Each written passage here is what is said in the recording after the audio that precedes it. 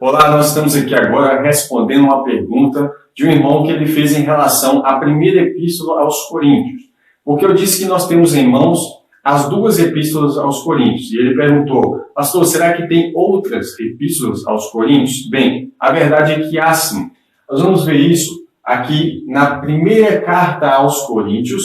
O apóstolo Paulo fala no capítulo 5, no verso 9. Ele fala o seguinte: já por carta vos escrevi que não vos associeis com aqueles que se prostituem. Já por carta vos escrevi.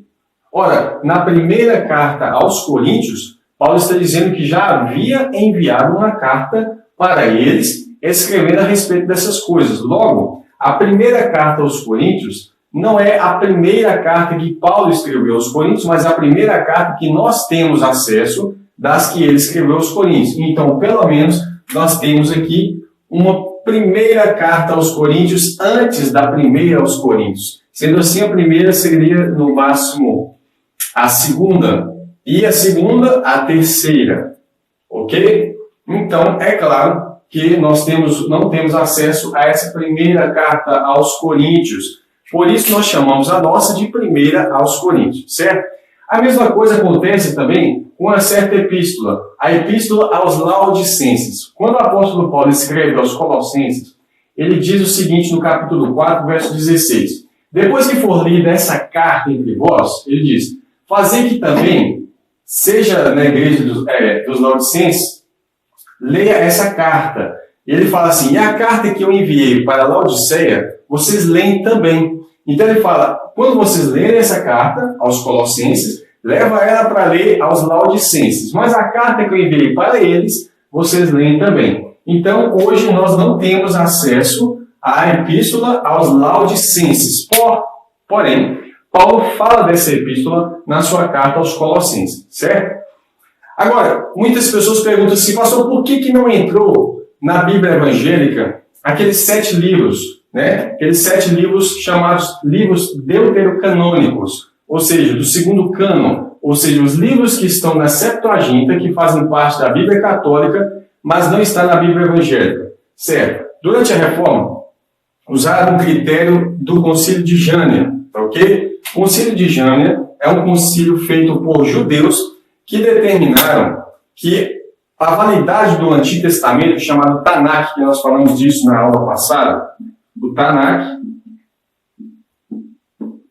né, que é o Antigo Testamento hebraico, eles tiveram alguns critérios para determinar o que seria o Tanakh. Bem, o primeiro critério deles é que os livros deveriam ser escritos totalmente em hebraico. E esses 7 livros não estão escritos originalmente em hebraico, certo? O segundo critério é que eles deveriam ser escritos dentro do limite do território da Palestina. E no máximo, o terceiro critério é que ele fosse feito até a volta do exílio da Babilônia, ou seja, até o tempo de Esdras. Ainda há um quarto critério, que eles deveriam estar totalmente de acordo com o Pentateuco ou a Torá, certo? Bem, o Concílio de Jânia ele teve um critério importante, a língua hebraica é importante para o judeu, mas o propósito original desse concílio é meio duvidoso, uma vez que eles fizeram isso, abrindo mão desses 7 livros, né, de toda a Septuaginta, que era usado na época dos apóstolos, né, e aqueles judeus da época de Cristo usaram a Septuaginta, hoje não se usam mais. Bem, por que eles não usam? E qual é o objetivo desse critério do Concílio de Jânia? Em partes, era simplesmente cancelar os escritos apostólicos que eram escritos em grego. Assim, ainda que fosse necessário abrir mão desses 7 livros da Septuaginta, que uma vez foi feito por judeus, 70 ou 72 judeus, que eram eruditos na língua hebraica e tudo mais, essa tradução para o grego do Antigo Testamento era reconhecida por eles, pelos judeus mais antigos. Porém, esses tinham um propósito. Se eles não considerassem os livros escritos em grego, assim também os judeus não iam considerar os escritos apostólicos em grego, entendeu?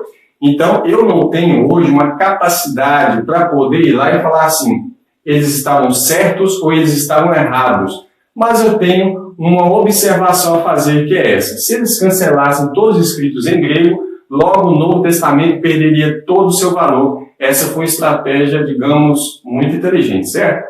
Nós temos aqui outros livros perdidos, São vários, eu não coloquei todos porque não iria nem caber aqui para fazer tudo isso. Mas os livros perdidos que nós encontramos alguns na Bíblia citando, você tem o livro dos justos, né? Você tem aqui as referências, Josué capítulo 10, verso 13, 2 Samuel, capítulo 1, verso 18, e Salmo 69, verso 28, fala sobre o livro dos justos. São livros que não estão nas nossas mãos hoje, certo? Talvez você pode encontrar uma versão, mas nós não temos como provar que aquela versão realmente é a versão original. Não temos cópias, como o Novo Testamento ele é um documento antigo. Na verdade, o Novo Testamento inteiro, dos documentos antigos, ele é o que tem mais cópias, por isso ele é extremamente confiável, certo? Agora, livro da história dos reis de Israel, do Reino do Norte, a Bíblia cita ele em várias passagens, também não teria como, eu vou colocar algumas referências.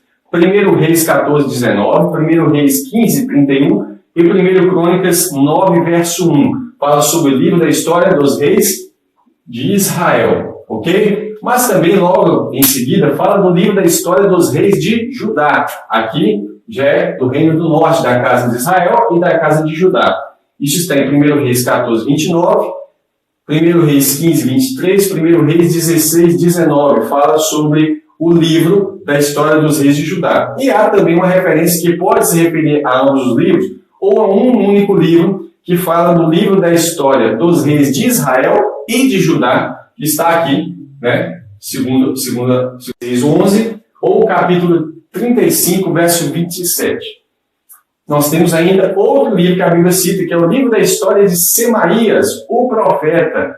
O livro da história de Ido, o vidente, que está no registro das genealogias. Genealogia é algo importantíssimo na Bíblia.